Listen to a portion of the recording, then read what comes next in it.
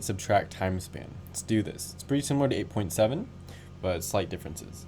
So of course we want our public void subtract. You can read the instructions while I'm writing this out.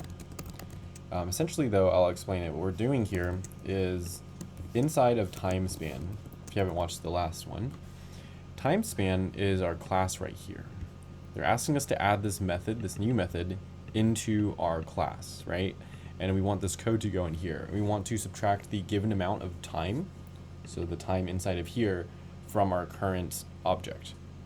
So to do this, we just need to subtract. So hours minus equals span dot get hours. It's going to get the hours. We'll do the same thing for minutes. So we'll do minutes minus equals span dot get minutes.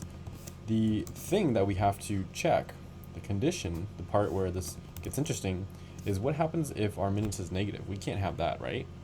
So while our minutes is less than 0, that indicates it's negative, inside of here, we are going to want to subtract an hour, right? Because if it's like minus 120 minutes, we want to subtract. Well, we want to minus 2 hours.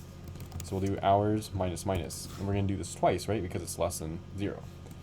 So hours minus minus, and then we're just going to do minutes plus equals 60, because we are kind of pushing our current minute time. We've already subtracted the minutes, and the way to know that we subtracted it is to add to our current minutes. So it's going to close our while loop, close this function, submit it, and that will pass 7 out of 7 tests. So this is the code, and that is it for this practice set. 8.8 subtract time span.